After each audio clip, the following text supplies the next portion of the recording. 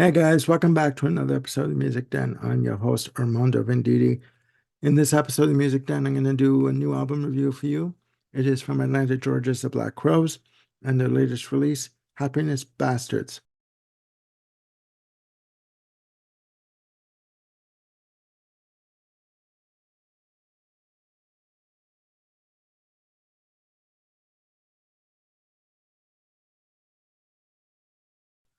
Happiness Bastards is the band's first release of new material since their reformation in 2019.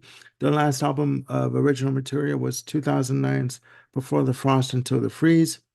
The album was released today, March 15th, 2024, through Silver Arrow Music, the band's own label. It was produced by Jay Joyce. And in terms of playing time, the album is quite concise and short. It clocks in at 37 minutes and 54 seconds. So compared to other albums that clock in around 70 minutes plus, this album is quite concise and right to the point. Fantastic album. Now, joining the two mainstays of the band, Chris and Rich Robinson, you have, of course, Chris Robinson on lead vocals, Rich Robinson on guitars, backing vocals. You have Sven Pipian, who has been with the band since 1997 on bass, Eric Deutsch, and I hope I say that correctly, on keyboards, Nico Berciartua, I hope I say that correctly as well, on guitars, and Brian Griffin on drums. And Nina, who's asleep with me here, agrees with me. Now, in terms of the album, um, this is an ass shaker of an album. The first single released from the album was Wanting and Waiting. I'll get to that in a sec. The track listing in terms of playing times, the tracks range from 2 minutes plus to 5 minutes plus, so not very long at all. The album starts off with a track called Bedside Manners. Great fast-paced tempo on this track, great fat guitar tone, and great piano flourishes, and has really good rhythm. There's a lot of bottom end on this album in terms of rhythm guitar. Fantastic. Uh, Track two is a track called Rats and Clowns. Clocks in at 3 minutes 33 seconds. Great rhythm guitar, good fast-paced rocker on this track. Has fantastic drum sound. I gotta say, the drum sound on this album is fan-bloody-tastic.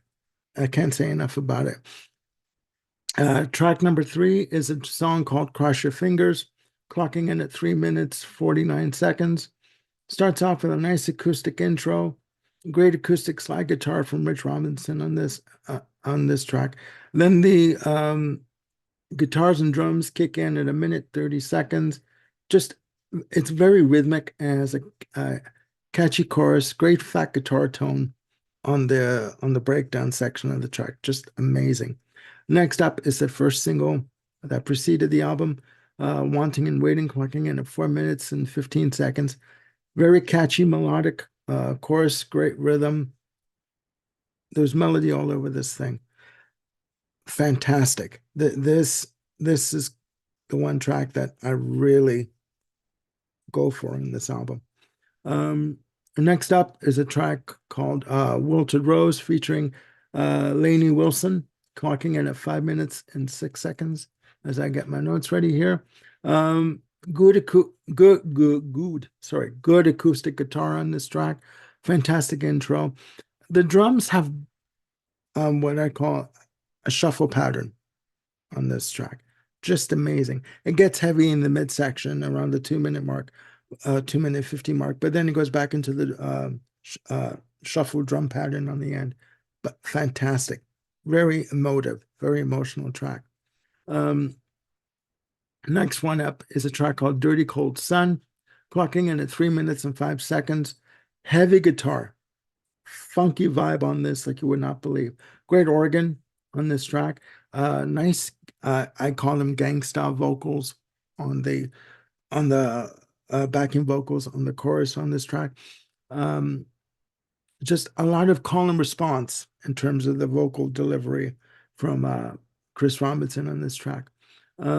Next one up is a track called Bleed It Dry, which clocks in at 2 minutes 56 seconds. Fantastic use of harmonica on this track. Nice slide acoustic guitar. Sonically, this is the one track that almost sounds like a Phil Spector kind of a thing, where you've got like a wall of textured guitars, like a wall of sound that come in. Just amazing, amazing. Next up is a track called Flesh Wound, clocking in at 3 minutes 34 seconds. Nice drum rhythm on this track, great melody, nice piano on the breakdown section. Has a fantastic hook on this track on the chorus, just great. After that is a track called Follow the Moon, clocking in at 3 minutes 26 seconds. Fantastic guitar tone, great drum sound, nice slide guitar. I love Rich Robinson's slide guitar on this album, just amazing. And he does a little bit of a short guitar flourish, like a short solo on the track. And the last track on the album is one of the most poignant tracks on the album, called Kindred Friend. Clocks in at 4 minutes 29 seconds. Beautiful acoustic guitar and piano intro on this track. Has a very relaxed feel on the tempo for it. Just amazing. Nice use of Mellotron on this track, which what I hear to be Mellotron.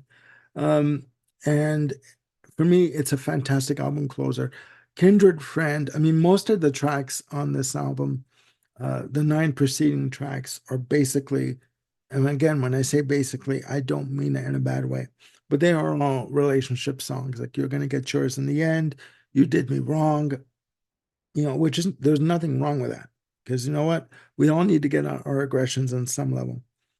But Kindred Friend, the last track on the album, is basically Chris Robinson looking back on his relationship with whoever he's with and saying, you know what, we've been through some rough times. You put me through the ringer, I put you through the ringer.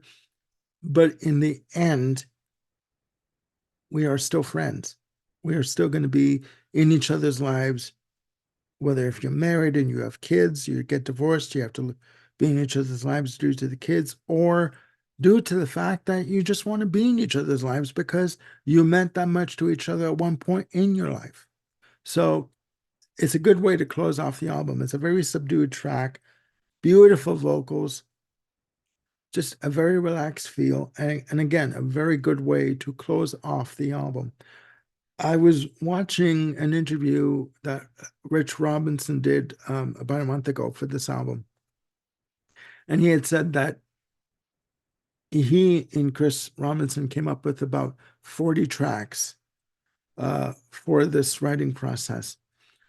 Some fleshed out ideas, some rough ideas, and then they pared it down to 10 tracks. I think the flow of this album, the way it's sequenced, is simply fantastic. It's an ass-kicking album. It's an ass-shaker of an album.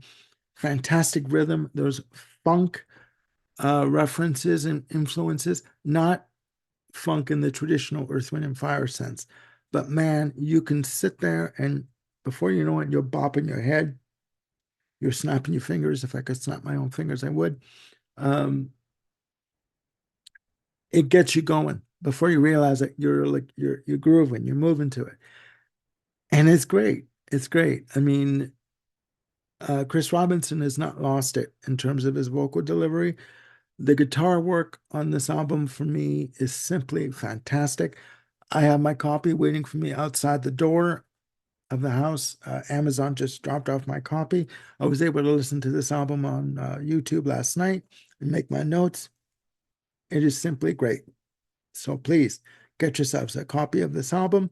The album CD format goes for about $24.95 on Amazon. You can get it on Discogs.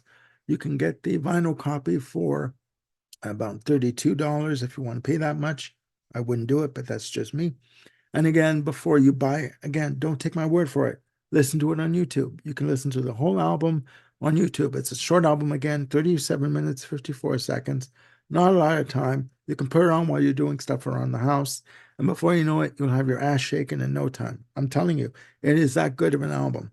So please check it out. And once you do, please let me know in the comments down there below what you think of Happiness Bastards. I really do like that name, by the way, Happiness Bastards.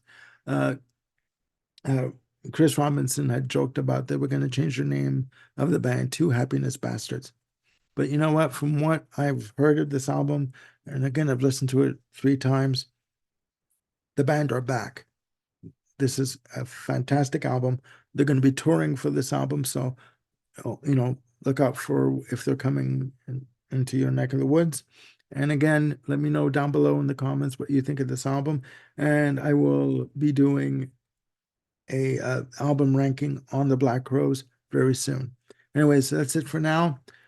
Bill Schuster and I are going to be filming more episodes of Top 5 Albums of the 90s coming up.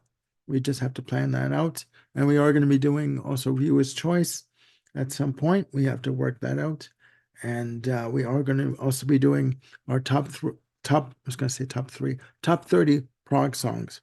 We're going to make a list, and we're going to do 10 tracks per episode. We're not going to do one major long epic episode. We're not going to turn it into a Jethro Tull album thick as a brick 3 or whatever. So anyways, that's it for now. Please look after yourselves and one another, and I will see you soon with another video.